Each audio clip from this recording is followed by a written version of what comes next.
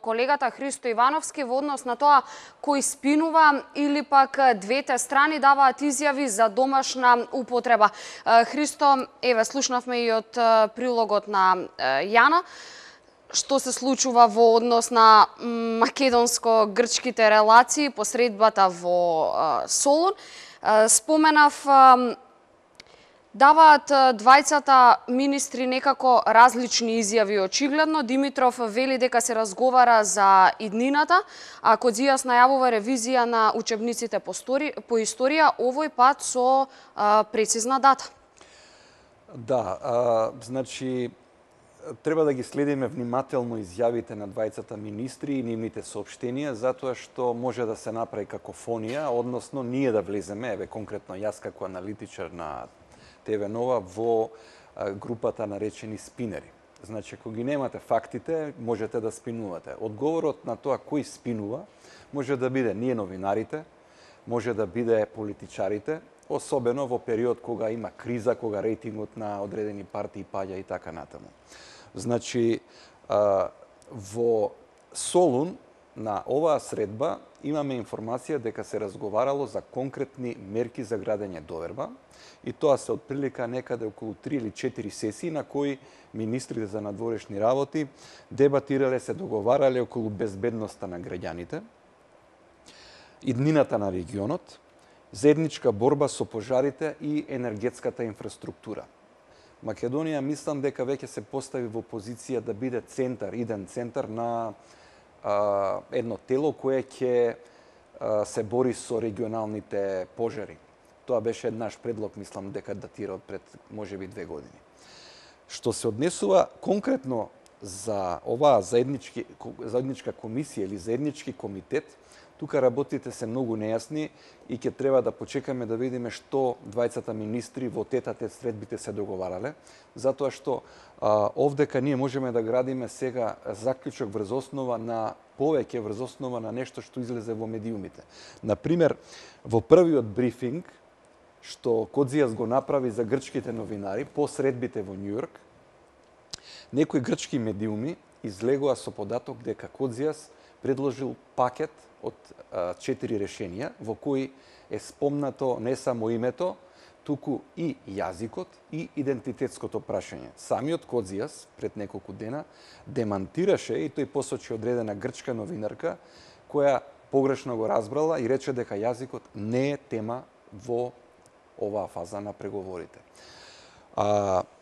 Сега може да дојдеме на наш терен дека ние па пренесуваме од грчки медиуми непроверени информации или полупроверени, и затоа мислам дека најдобро е, ако мислиме да градиме сериозни анализи, да ги гледаме официјалните изјави или официјалните брифинзи што ги даваат и двете страни, и тогаш ќе дојдеме многу брзо до одговор дали некој спинува или не спинува.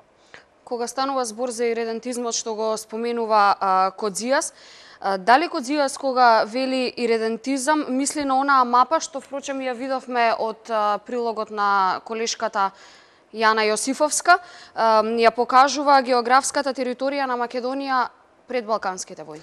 Така, значи едно е што Кодзијас му рекол на Никола Димитров како двајца колеги, а друго е што Кодзијас кажа на РТ, државната телевизија, во интервјуто пред двајца новинари, каде што тој кажа дека и самото име представува иредентизам. Значи, во името на Република Македонија тој гледа иредентизам, односно зафаќа дел од територија која се наоѓа во Република Грција, нели, Северна Грција, која они ја викат исто така Македонија.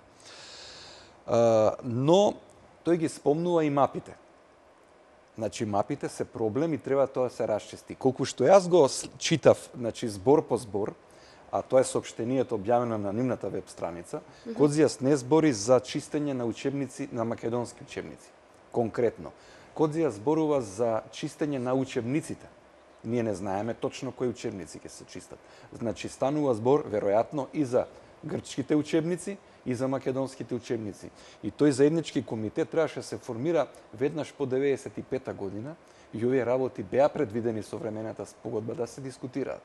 Значи, тие отворени прашања треба да се затвараат преку тој заеднички комитет или заеднички комисии во повеќе области.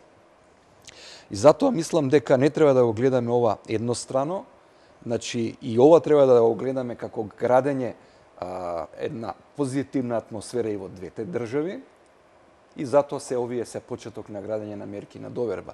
И мислам дека Кодзија дури спомнува и дека преговараат и за други мерки. Можеме ли да предпоставиме, Христо, кои се тие други мерки? Па еве, мапите или учебниците и така натаму се една од тие теми за кои ќе се разговара, потоа прекугранична соработка, отворање на нови гранични премини.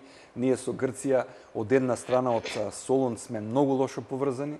Има еден граничен премин кој е доста мал, меѓутоа има и железница, треба да се отворат тие патишта на комуникација и од тоа многу ќе имаат корист тие населени места што се во тој пограничен регион. Тоа е, да речеме, од Битолскиот и Преспанскиот крај па према Лерин и така натаму, но има и некои прашања кои исто така би требало да влезат во тој пакет на градење мерки на доверба. Тоа е позицијата на македонското национално малцинство во Грција. Има неколку случаи кои се добиени пред Судот за човекови права во Страсбург, и Грција како членка на Советот на Европа и подписничка на конвенциите би требало, односно мора да ги спроведе пресудите, а една од нив е регистрирање на куќата за македонската култура во Лерин. Да го заокружиме овој разговор тука, во интерес на времето, сепак ова се вести, Христо, а неисцрпно е ова прашање и ова тема на разговор. Секако имаме и понатаму да следиме со оглед на тоа дека веќе се споменуваат и конкретни дати, ќе биде па ќе видиме кој е во право. Дали 4 ноември на вистина е денот кога таа комисија ќе почне со работа, што мене ми звучи малку чудно ако веќе уште од сега се одредил датумот. Останува да видиме, ќе поразговараме за тоа во некоја наредна прилика. Ти благодарам, почитувани, останете тука.